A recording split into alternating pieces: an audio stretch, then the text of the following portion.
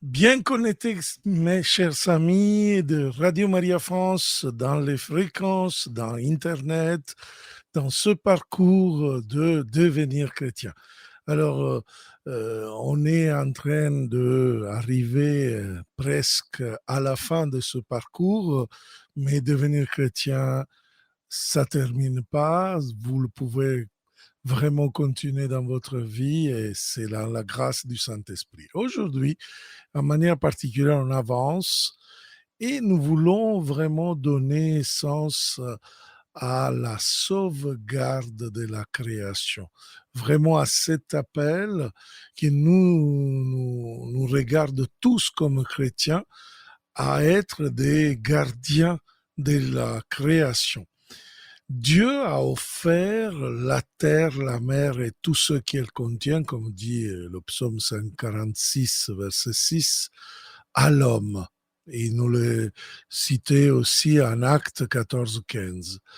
Il a offert le ciel à l'homme, il a mis à disposition aussi le soleil, la lune, les étoiles. Il a accordé aux hommes et aux femmes la pluie, les vents et tout ce qui est dans le monde. Or, tout cela est arrivé avant qu'il donne son Fils. Et en Jean 3,16, nous savons que Dieu a tellement aimé le monde qu'il a donné son Fils unique pour la vie du monde. Donc, l'homme est appelé à prendre soin de cette création dans la mesure où elle est le fruit de l'amour de Dieu, qui s'est plu à la donner à l'homme lui-même par Dieu, voilà, qui est souverain, donc qui le fait souverain sur les œuvres de ses mains, sur les œuvres de ses mains, comme dit le psaume 8, verset 7. Donc, nous savons bien que les pères de l'Église, toutes les églises chrétiennes, l'Église catholique, mais aussi l'Église orthodoxe, l'Église protestante, ont vraiment, à maintes reprises, à maintes fois, euh, vraiment fait entendre leur voix, leur annonce contre les péchés contre nature, qui n'est pas simplement un péché dans la sphère sexuelle ou affective ou je ne sais pas quoi. C'est aussi le péché contre la nature. Et par exemple, une affirmation du grand père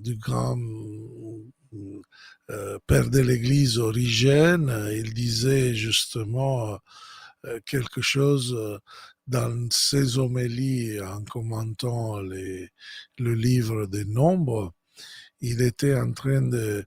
Il disait justement que l'amour de Dieu de donner le Fils a vraiment comme but la vie de cette cosmos, de cette humanité qui n'est pas entendue dans le sens biblique, on verra, mais dans le sens plutôt général, c'est-à-dire la création.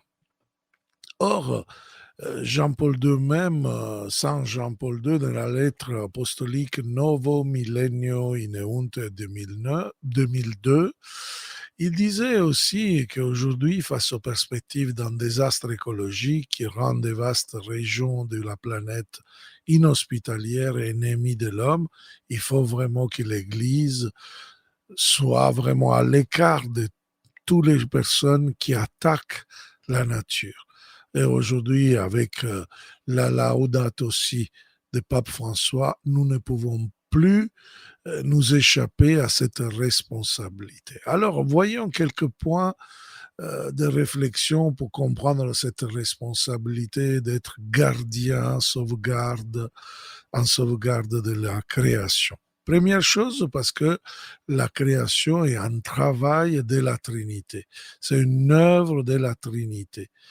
Dans le symbole, dans le credo nicéen constantinopolitain, lieu privilégié de la foi apostolique et catholique, l'Église confesse: je crois en un seul Dieu, le Père Tout-Puissant, créateur du ciel et de la terre et de toutes les choses visibles et invisible.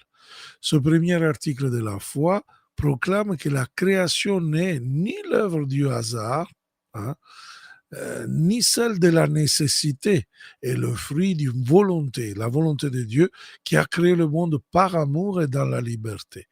Comme l'affirme par exemple le catéchisme de l'Église catholique au numéro 295. Le catéchisme nous dit: le monde a son origine par le libre arbitre de Dieu qui a voulu faire participer les créatures à son être, à sa sagesse, à sa bonté. Magnifique. Or, naturellement, les termes écologiques, les termes monde, nature, environnement, si vous les cherchez dans la Bible, vous pourrez être déçus. Pourquoi? Parce que le terme cosmos, qui parfois on rend monde, eh bien, dans la Bible, veut dire d'autres choses. Il ne veut pas parler du monde naturel, de l'environnement, de l'ambiance. Mais, par exemple, on peut trouver l'expression ciel et terre dans la Genèse, dans les psaumes. Ou sinon le tout, col, aura col dans l'Ancien Testament, dans les psaumes, dans Jérémie. Alors, l'univers n'est jamais considéré comme une réalité séparée, mais en relation, toujours en relation avec Dieu. Et cette relation est voulue et faite par le Créateur en relation avec l'homme, qu'à un certain moment, il va devenir le centre de la création, même le gardien, dit le pape, de la création. Pape François dans la Laudato Si. Dans le Nouveau Testament, donc, cosmos est vraiment utilisé pour dire, voilà, pour dire l'humanité, hein, l'univers, mais où il y a vraiment l'homme, la femme. Alors, on préfère plutôt, pour rendre un peu la nature, les formes comme toute chose. Panta ou tapanta en grec, utilisé beaucoup par Saint Paul, justement, c'est vraiment ce que nous entendons là. Et en effet, la création est le premier motif de la louange et c'est Dieu à offrir sa louange. Dieu vit qu'elle était belle et bonne. Donc, c'est le premier motif de la louange. Et on voit qu'il laudate aussi, c'est la prière de Saint François, qui adore Dieu présent dans le monde. Donc, pour le chrétien, il n'y a pas un panthéisme. Tout n'est pas Dieu. Mais en toute chose, nous pouvons contempler l'œuvre créative, l'œuvre du salut de Dieu. Alors voilà pourquoi le psaume 19.2, les cieux racontent la gloire de Dieu, le firmament annonce l'ouvrage de ses mains. Ou sinon encore le psaume 147.10, toutes les œuvres louent le Seigneur. Ou encore le psaume 98, verset 8, le fleuve bat des mains, les montagnes crient de joie. Encore le psaume 86, 11 et 12, les cieux se réjouissent, la terre se réjouit, les arbres et les bois dansent de joie. Ce sont tous expressions d'une liturgie écologique, on pourrait dire, écologique dans le sens qui est primordial, c'est avant même la liturgie des croyants. Et la création ne doit pas simplement être lue à partir de l'Ancien Testament, on peut la trouver aussi et surtout dans le Nouveau Testament, parce que la création doit être comprise comme une œuvre trinitaire du Père, donc qui est accomplie par le Fils dans la puissance du Saint-Esprit. La création a été faite par le Père, par lui et pour lui, c'est-à-dire le Fils. C'est Saint Paul aux Colossiens qui nous le dit, premier chapitre, verset 16. Tout ce qui existe en lui est devenu vie. Jean dans le prologue, versets 3 et 4. Donc, Jésus, dans la lettre aux Hébreux, devient l'héritier de toutes choses créées, car toutes les créatures seront en lui récapitulées, afin, comme dit Saint Paul en 1 Corinthiens 15, 28, Dieu soit tout en tous. Voyez donc l'univers, la création, ce monde créé par Dieu n'est pas simplement une œuvre de Dieu, c'est une création habitée par la présence de Dieu, destinée au salut et la gloire grâce à Jésus-Christ. Donc ce monde est appelé à la nuptialité de Dieu. Grâce à Jésus, grâce à ce Fils qui s'est fait homme, fait habiter la plénitude de la vie divine dans la chair humaine créée, et même dans cette kénose, dans cet abaissement, hein, le grec kénose, ça veut dire abaissement, vraiment nous voyons toute la beauté de cette création. Donc la parole logos, la sagesse sophia, il devient vraiment celle qui va donner la force, le souffle à la création et donc l'œuvre de l'Esprit Saint. Et donc, nous voyons cette œuvre de la Sainte Trinité. Notre génération est peut-être la première dans l'histoire qui prend conscience que la vie ou la mort des êtres de la planète dépend de notre choix. Mais cette prise de conscience découle malheureusement d'une évidence qui s'impose. Nous voyons justement ce que nous dit la Bible, c'est-à-dire que cette œuvre trinitaire, il nous demande justement, avec le commandement de Genèse, que l'homme soit le gardien du jardin. Et aujourd'hui, le jardin, il a une aire viciée, il y a des eaux empoisonnées, du sol complètement voilà, pollué, l'environnement mortifié, exploité, l'avancée du désert, etc., etc.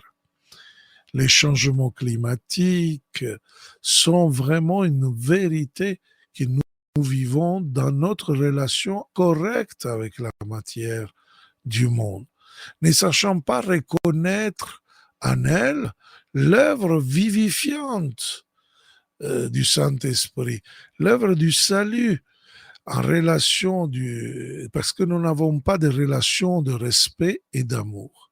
Les créatures, donc, sont pour nous un objet neutre de consommation.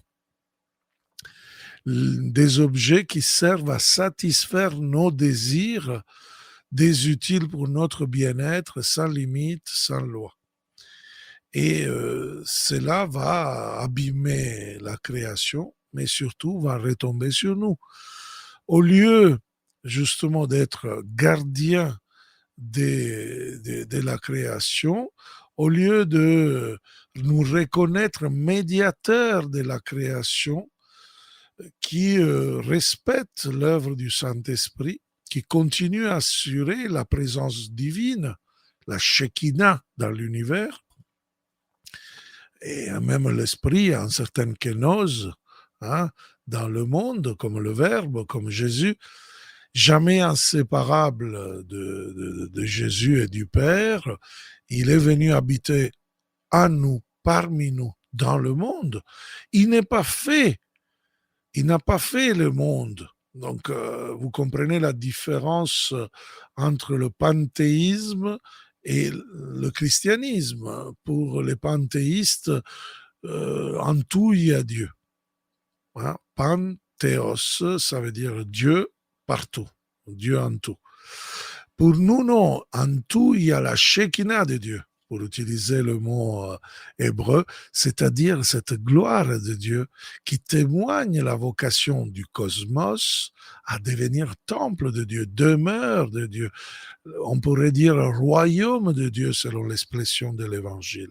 Donc vous comprenez la grande prophétie d'Isaïe qui dit « Le désert deviendra un jardin et le jardin sera luxuriant comme une forêt dans le jardin, la loi habitera et la justice régnera et l'effet de la justice sera la paix. C'est une prophétie justement qui parle du jardin, cette cosmos qui est gardé, qui est sauvegardé par l'homme. Et voilà.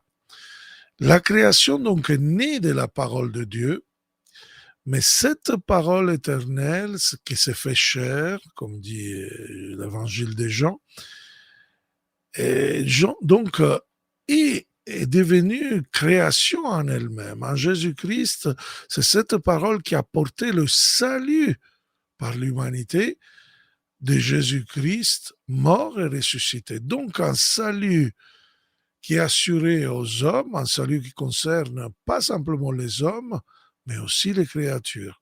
La co-créaturalité de l'homme avec toutes ces choses, avec toute la qualité royale de l'homme sur la création, a vraiment un lien profond entre l'homme et le cosmos et l'ambiance, l'environnement, comme nous pouvons l'appeler.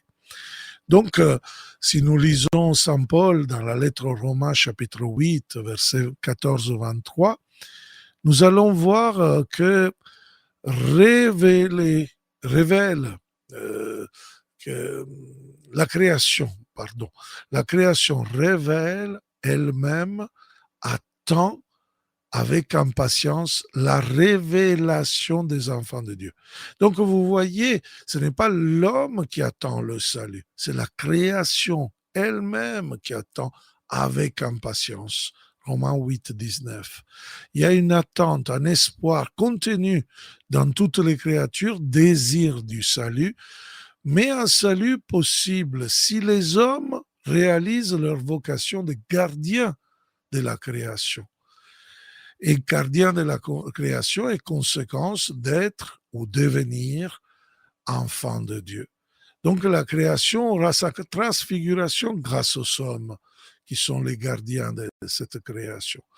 La nature aura sa nouveauté et engendrera des nouveaux cieux et une nouvelle terre. Cela se produira simplement si les hommes sont capables d'assurer un rôle actif, une synergie avec l'œuvre de Dieu. Sinon, la nature, qui n'est pas comme Dieu, Dieu pardonne, mais la nature, non, dit le pape souvent dans beaucoup de catéchèses. Pape François nous dit, la nature parfois ne pardonne pas. Sa plénitude de création réorientée vers le Christ a besoin de notre rôle de gardien. Cette prise de conscience, alors, ne peut pas être comme ça ponctuelle, périphérique, mais elle découle d'une foi profonde dans le mystère pascal, dans la mort et résurrection de Jésus, où s'est accomplie l'œuvre de la création de toute l'humanité avec le Père, qui a voulu par le Fils, comme dit l'apôtre Paul au Colossiens 1er chapitre, verset 20, s'est réconcilié avec lui-même toutes choses, faisant la paix par le sang de sa croix.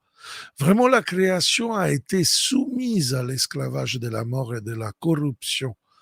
Mais dans l'événement pascal, elle a été atteinte par les énergies, comme dit les pères de l'Église, de la résurrection de Jésus-Christ. Donc voilà, la création, dit Saint Paul encore aux Romains, chapitre 8, 22, gémit et soupire comme dans les cris, dans les affres, dans les douleurs de l'enfantement. Et alors l'homme qui a reçu de Dieu un jardin cultivé, a gardé, et lui, en tant que Seigneur et Roi de la création, en tant que vice-gérant de Dieu, on pourrait dire, de ce jardin, doit en faire un espace de vie, une demeure pour toutes les créatures dans la justice, en paix, en beauté de la création. Et nous savons de l'Apocalypse qu'il y aura une bonne, belle ville, une ville dans laquelle il y a un jardin. Regardez un peu les derniers chapitres de l'Apocalypse, il dit cela. Et cet ouvrage, cette construction, cette ville, cette sage architecture de beauté appartient à l'homme qui, en préparant tout pour être sauvé par Dieu, collaborera au salut de toute la création. Combien de fois les prophètes ont annoncé cet avenir de création avec les images de l'agneau et du loup broutant ensemble, de l'enfant allaité et du serpent jouant ensemble, du désert fleuri. Voilà, frères et sœurs. Et en effet, cette catéchèse sur la sauvegarde de la création nous donne la possibilité justement de prendre au sérieux la responsabilité chrétienne devant les urgences, devant l'importance d'une d'une sauvegarde écologique de la part des chrétiens, de la part de tout le monde. Et ça nous donne beaucoup d'espoir en regardant que la jeunesse est très, très, très, très euh, sensible à ces sujets. Il est clair que sauvegarder, garder, racheter la création apparaît comme un commandement donné aux hommes avec la loi transmise de Moïse, mais nous voyons vraiment pas simplement un commandement, c'est vraiment une nécessité de vie. Nous pouvons le voir dans le commandement du repos shabbatique, hein, qui a toute une dimension eschatologique, c'est-à-dire de la fin des temps, où Dieu commande de garder cultiver le jardin justement pour pouvoir manger de ce jardin, pour pouvoir vivre. Donc, c'est un commandement qui devient nécessité. L'homme doit choisir donc entre être le lieutenant de Dieu qui règne sur la création et augmenter sa vie avec autorité, ou être un défigurateur qui va exploiter justement une création qui, en effet, maintenant, il commence à se mettre en colère avec une expression du pape, parce que la nature, dit le pape François, n'est ne pardonne pas. Hein. Nous le voyons dans certains endroits du monde, en Amazonie notamment, là où vraiment nous voyons des désastres. Donc, un des poumons plus grands du monde, c'est-à-dire la forêt amazonienne, est en train d'être découpée. Et cela, c'est vraiment, ça porte beaucoup d'impact dans l'écosystème naturel de l'univers. Voilà. Je viens de recevoir un SMS donc d'un cher ami qui m'écrit, c'est justement quelqu'un qui me suit tout le temps en Facebook. Alors, et il m'a dit, donnez-nous, Père, des conseils pour nous convertir, même pour devenir des gardiens de la création. Alors, pour cela, je vais prendre justement quelques numéros de la Laudato Si. C'est justement le numéro 160. Le pape dit la question d'être gardien de la création n'est pas simplement seulement pour l'environnement de manière isolée, parce que on ne peut pas poser la question de manière fragmentaire. Quand nous nous interrogeons sur le monde que nous voulons laisser, nous parlons surtout de son orientation générale. Donc, qu'est-ce que le monde est orienté? Quelle est l'orientation du monde? De son sens, de ses valeurs. Donc, quelles valeurs nous donnons à l'ambiance? Quel choix nous faisons? Moi, c'est mon commentaire. Quel choix nous faisons en famille quand nous achetons, je ne sais pas, une voiture, quand nous organisons le jardin, etc. Même la gestion de la poubelle, c'est des choses peut-être basiques, mais c'est important, l'éducation. Mais le pape va nous dire dans la Laudato Si, il faut un examen de conscience comme instrument de l'Église pour orienter notre vie à la lumière de ses relations avec Dieu, avec la création, doit intégrer cette dimension d'être gardien de la création parce que justement, dans tous nos choix, par exemple, même quand j'achète des produits, des fruits, des légumes, je dois être attentif. Aujourd'hui, la mode est de faire attention à quelque chose de qualité, de bio, mais ce n'est pas simplement une marque, ça doit être quelque chose qui doit vraiment assurer une qualité naturelle de vie. Et après, sans parler de tous les aspects des chauffages, de la pollution, etc. Donc, c'est beaucoup à dire. Alors, même des paroisses aujourd'hui deviennent des paroisses vertes, des paroisses Laudato aussi, avec des projets en campagne, avec le potager, etc. Chacun peut planter des arbres. Il y a plein d'idées. Mais l'important, c'est vraiment de reprendre en main cette dimension importante, cette dimension spirituelle que l'encyclique Laudato Si voulait nous donner. Et pour terminer justement cette émission, je voudrais terminer avec la prière chrétienne qui est à la fin de la Laudato Si, et on va la faire justement voilà, ensemble. C'est le pape qui justement nous donne cette prière et vous la trouvez à la fin, juste à la fin de l'encyclique. Dieu Tout-Puissant qui est présent dans tout l'univers et dans la plus petite de tes créatures, toi qui entoures de ta tendresse tous ceux qui existent, répands sur nous la force de ton amour pour que nous protégeons la vie et la beauté.